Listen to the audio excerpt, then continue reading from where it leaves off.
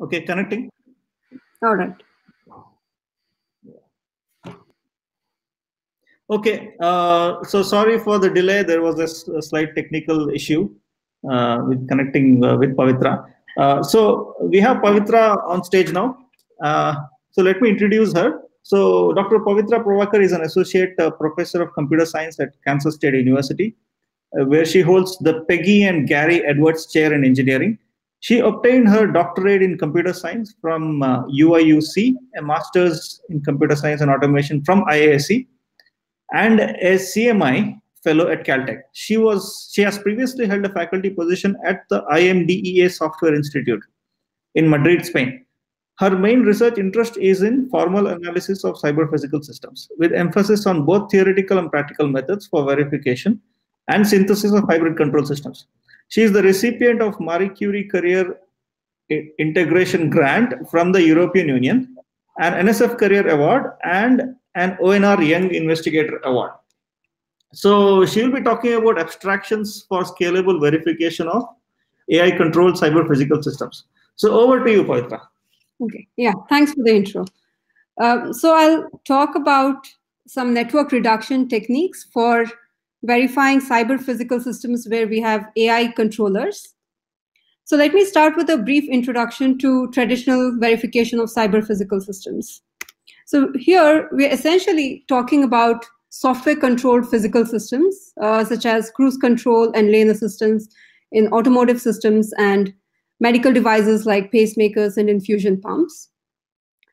On one hand, these developments allow us to improve safety and enable sophisticated functionalities.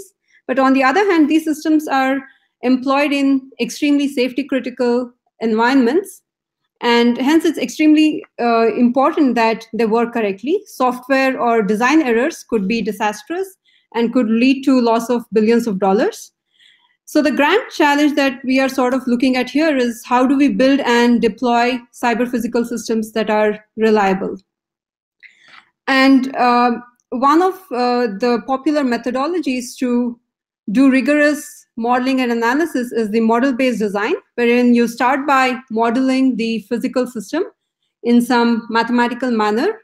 For instance, you model the vehicle dynamics, and then you have control engineers who design a high-level control to do some tasks such as lane assistance and so on. So once you have these two components, you have this closed-loop system, and then you proceed to do analysis on the system to ensure that your design is correct. And you can do this in environments like Stateflow Simulink. And often you have automated code generation methods to generate the code automatically from this high-level controller design. So in terms of analysis, the state-of-the-art today is mainly based on simulations, wherein you start your system from some initial state and you look at the trajectory of your system and see if it conforms with the expected behavior. And you repeat this procedure multiple times until you have sufficient confidence in the correctness of your system. While simulations are useful to unravel bugs, they don't provide the amount of guarantee that you require of these safety critical systems. And that's where formal verification comes into picture, which promises to provide strong guarantees of correctness. And in fact, this is sort of being advocated by the aerospace industry to do commercial aircraft certification. So here is formal verification in a nutshell. You start by modeling the system that you want to analyze in some mathematical manner. And you also model the specification, the requirement that your system needs to satisfy in some unambiguous mathematical model, typically as some logic. And then you have these verification algorithms, which are essentially certain push-button algorithms that take this model and the specification and output either that this model meets the spec, and here is a proof, along with a certificate or proof, or it outputs a counterexample, which is essentially a bug. So I'll talk about formal verification briefly in the context of cyber-physical systems. So let's start with modeling. So here we have an autonomous vehicle that is being controlled by this lane controller, whose objective is to keep this vehicle on the lane. And we are going to do a very simplistic modeling of this system. We have this variable x of t, which is going to measure the position of the vehicle, the distance of the vehicle from the center of the lane at time t. And u of t is going to be the input to this system, which is the horizontal velocity.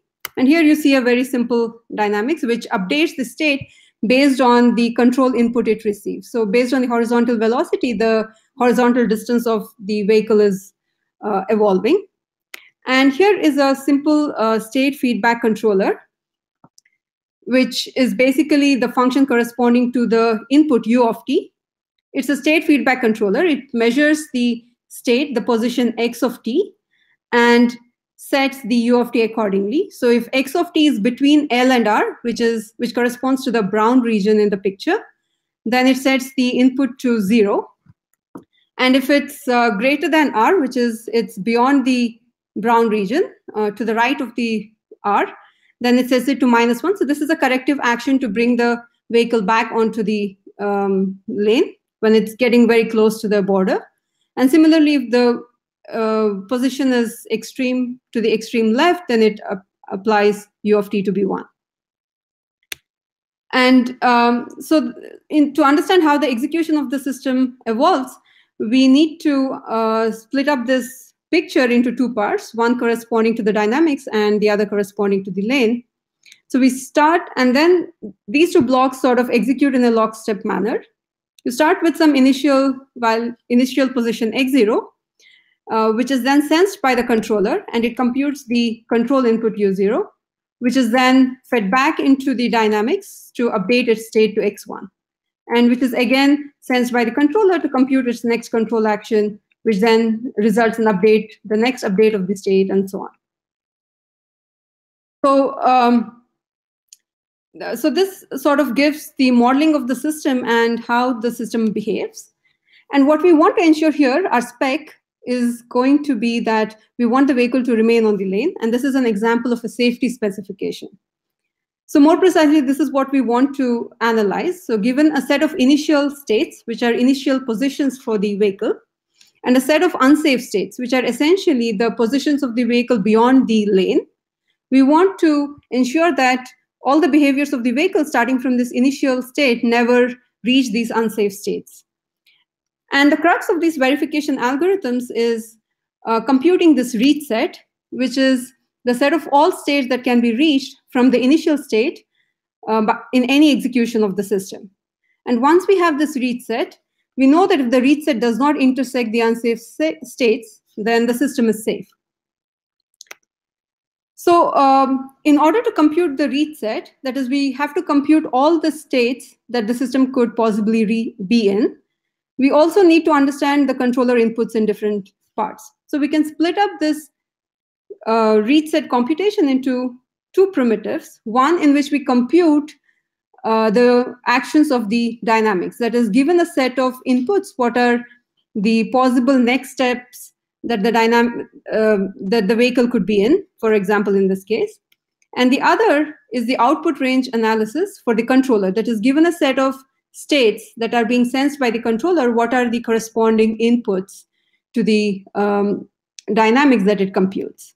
Once we have these two primitives, we can iterate over them until we reach a fixed point. That is, we compute all the states that can be reached until they can no more be added. And that gives us the reach set. Well, the algorithm looks very simplistic, but there are lots of complexities that come into picture in terms of even just computing the post set, and the fixed point might not be reachable in some finite number of steps, so there might be some acceleration that one needs to do, and so on. This is a very active area of research in the hybrid systems community, and I've just listed a couple of tools that have been developed in the past decades based on different methods like symbolic state space exploration, doing abstractions. There are theorem provers, as well as those based on constraint solving.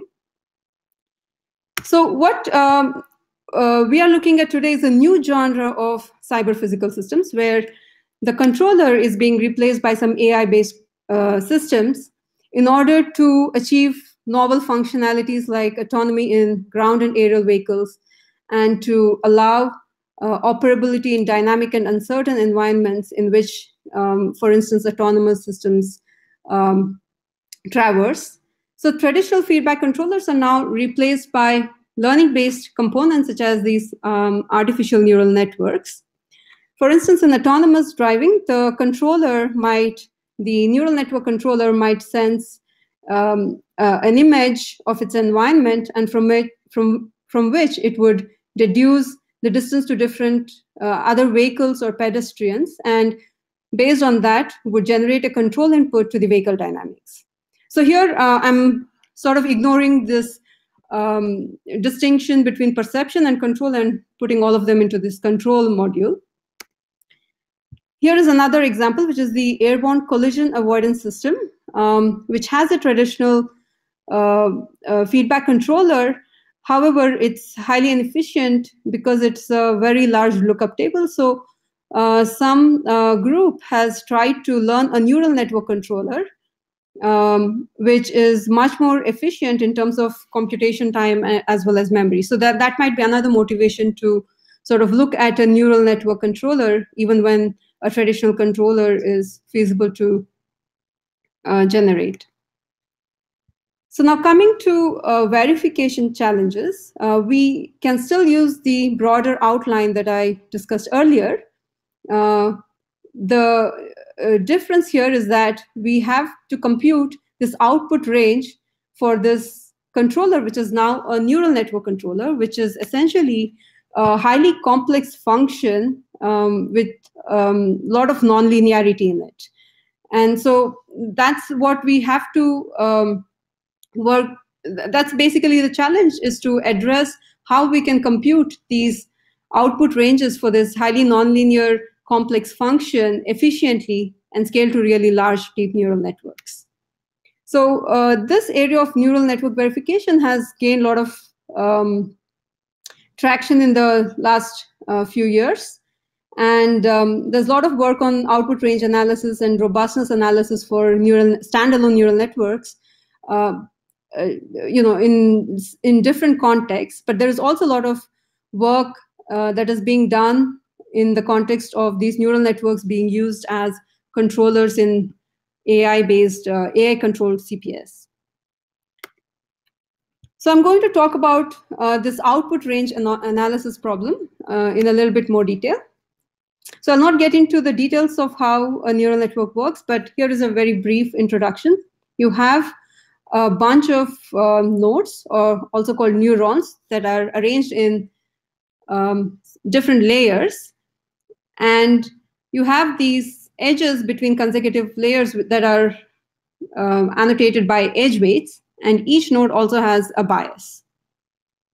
And the computation in the neural network proceeds layer by layer, and the computation of the values of the nodes at the next layer depend basically on a linear transformation and application of an activation function. And we are going to assume it's going to be a ReLU activation function for this talk.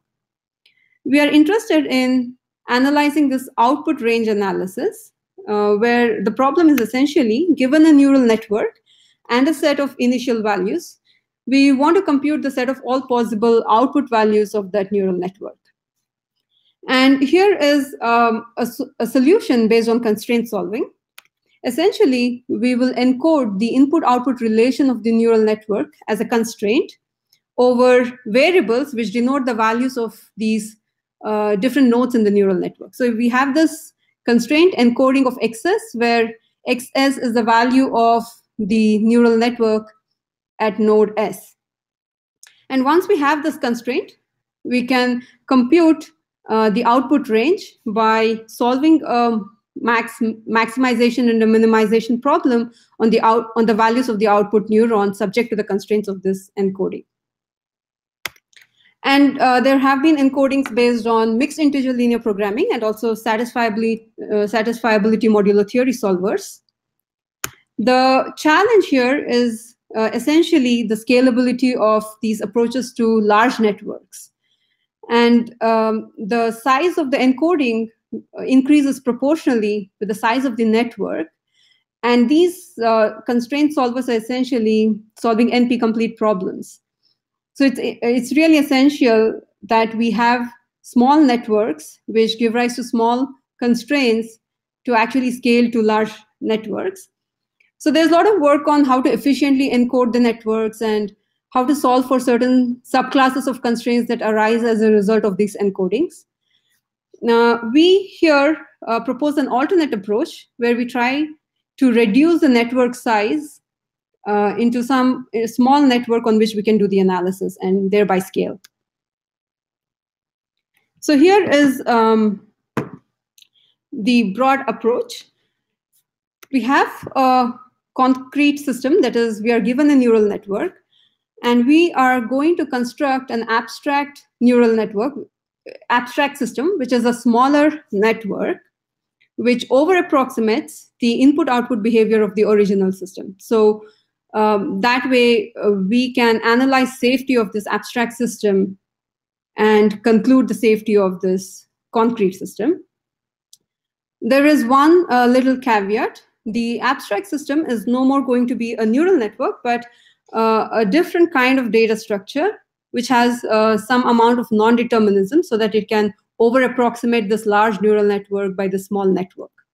We call it the interval neural network, which is very similar to a neural network, except that the weights and the biases are now going to be intervals.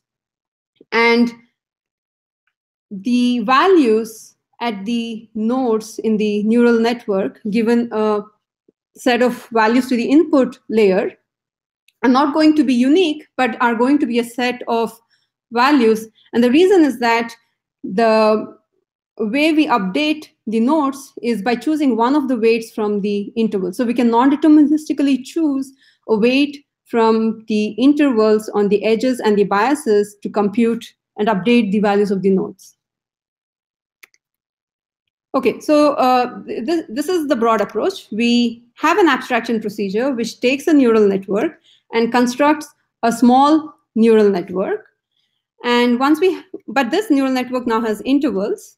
And then we analyze the small neural network using one of the constraint solving methods that are previously known. And we get an answer to the question of whether our original neural network is safe. So there are two questions that we need to answer here. How do we abstract the large neural network into small one such that the over-approximation is guaranteed? And secondly, how do we analyze this interval neural network? Because the previous encodings typically do it just for the neural network. They are not fine-tuned for this interval weights on the edges. Okay, to answer the first question, we essentially do some kind of a partitioning-based abstraction. So we partition the nodes in every layer into some number of groups, and we merge the nodes in each of these groups. And we get the smaller neural network. So the most important thing here is how should we annotate the edges of these neural network, of this resultant small neural network, so that it captures all the input-output behaviors of the original system. And here is one naive method that we can think of, which is we can look at the convex hull of all the weights in the edges that are being merged to form this big edge in the abstract system. And it turns out the simple abstraction does not work. And here is a counter example to that. So on the left, you have a neural network with 4 nodes, and then you merge the 2 center nodes to obtain the abstract system on the right. If you see, if I give an input of 1 to the concrete system, it comes out with a value of 2 for the output node. Whereas if I give a value of 1 to the abstract system, the resulting value is going to be 1 itself. And the reason is that if you look at the output node of the concrete system, it has 2 incoming nodes whose weights are 1, and it's adding up the values of the incoming nodes. However, in the case of the abstract system, there's just 1 incoming edge. And so you are not taking into effect the doubling of the values. So we have a fix for it, which is we consider an abstraction where we look at these interval weights, which are convex hulls, but we also scale it by the number of nodes that are being merged in the incoming abstract node.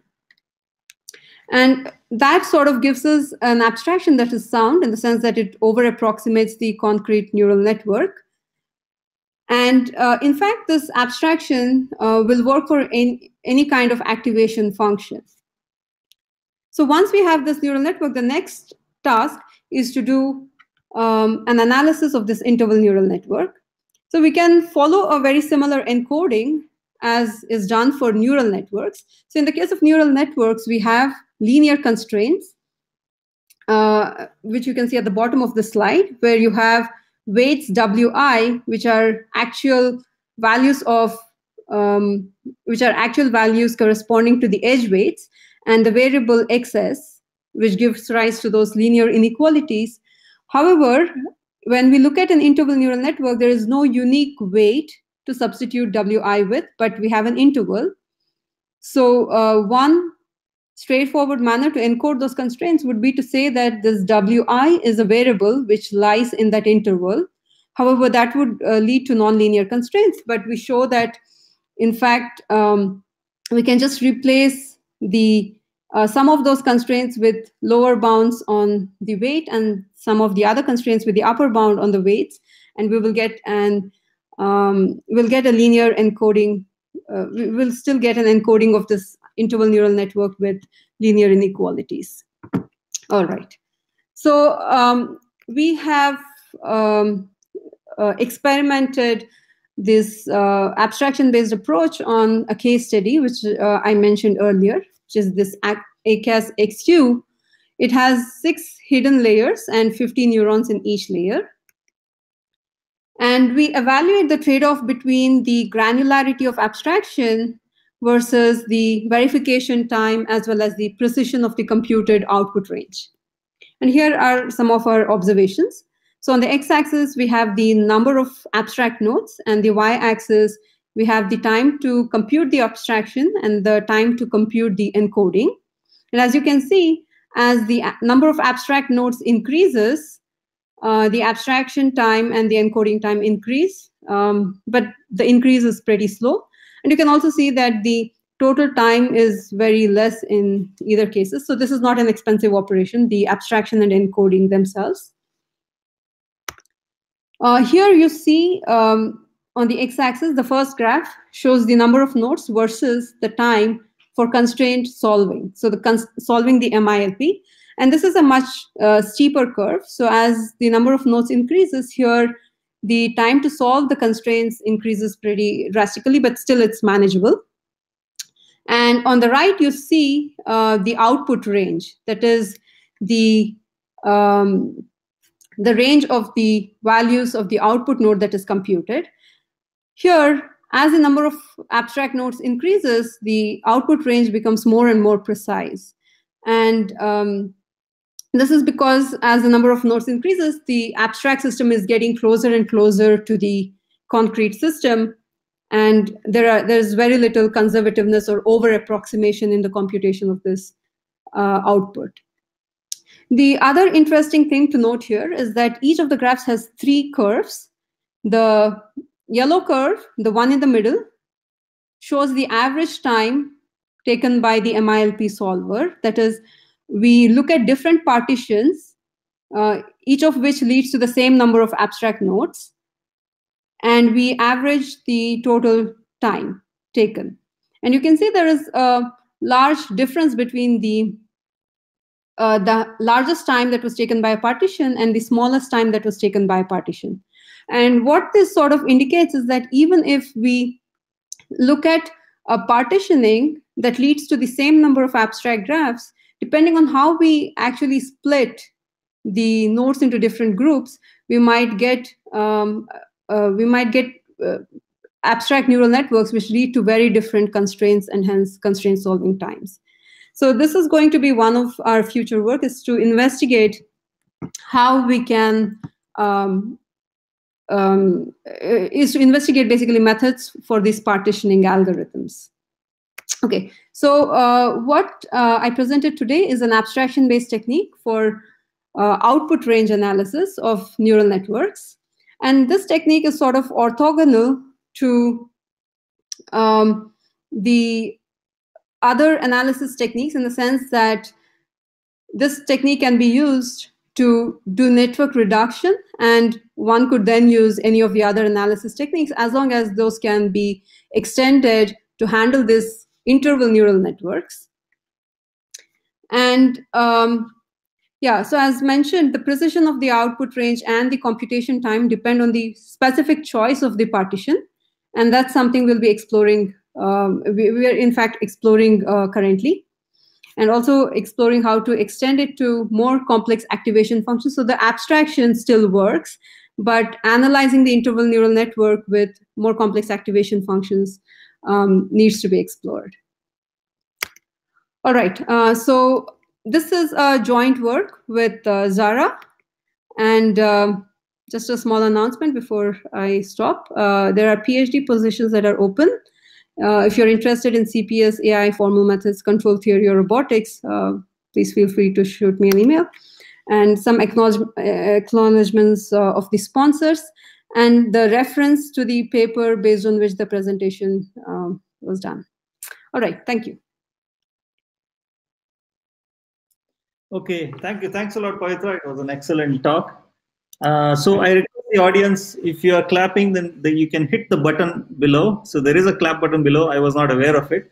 So as you can see, there are quite a few people clapping. So everybody liked the talk.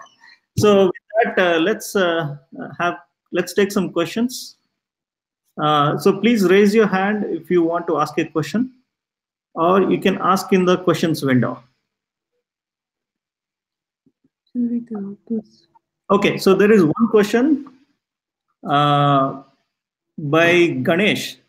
So his question is, if abstract model is able to generate the outputs within the range of output set, then what is the real purpose of a more elaborate network? All right, good question. So the point is, we're not learning the smaller network, but you can also think of this as learning a smaller network. But someone has already designed a network based on some domain knowledge, right, by training a large neural network, as in the case of that ACAS-XU, wherein you trained a network based on an already existing controller, which was a large lookup table. But you do not know whether this new neural network is still going to be correct. And that's where this whole methodology comes into picture, wherein you try to do the analysis on this large neural network. But then if you try to do some of the encodings that exist, then you run into challenges of scalability. And that's where we construct this smaller neural network. And yeah, so that's basically what it is. Okay, great. So we have one more question from Jay Pradhan. How to avoid safety critical inputs and processes being left out of the weighting mechanism for reduction methods here. So in your example of lane keep assist, should system theoretic accident model and process with human factors analysis be more useful? Yeah, I think I can read the question. I'm just trying to understand what exactly the question is. What safety critical inputs and processes being left out? Okay, so I think I understand sort of the question. So it's so right now we are doing a very naive partitioning, right? And if we have more knowledge about safety critical inputs, we might be able to take that into our process of constructing these abstractions, which will lead to more successful verification. So that's a huge challenge as to how should we partition so that we get over approximation which are still precise and are useful to prove safety. And that's where some of these insights might be helpful. Okay, so should I move on to the next question? So the next question is by so output analysis is done on an entire range of inputs to the controller, or entire input range valid for the AI controller? Okay, so if you mean, so again, that's a good question. So we are solving a part of the bigger problem here. We want to analyze the closed loop system, and we do not know what set of inputs are going to come in a particular iteration, right? So we are just solving a part of this problem where we look at a particular set of inputs and check what the set of outputs is. And of course, in every iteration, we get a different set of inputs, and we will need to propagate it to a different set of outputs. Okay. So we have one last question from Deepak. So to follow up on the first answer, can this abstraction technique help the ML community to shrink the size of the networks? I would be happy to see that. Yes, I think it's sort of, it could be helpful in the sense that you're still sort of capturing the input-output relation of the neural network using a smaller neural network, and it might be easier to sort of understand what is happening with the network. I hope that with further research on how to compute these precise over approximations, the more precise it is, the more representative it is of the actual neural network. So those are some investigations that I think would probably enable it to be useful to this ML community. Nice. Okay, so with that, let's applaud the speaker again by hitting the clap button below. Okay, great. So with that, we'll end the session and we'll move on to the next session. So thank you, Pavithra. Yeah, thanks for inviting.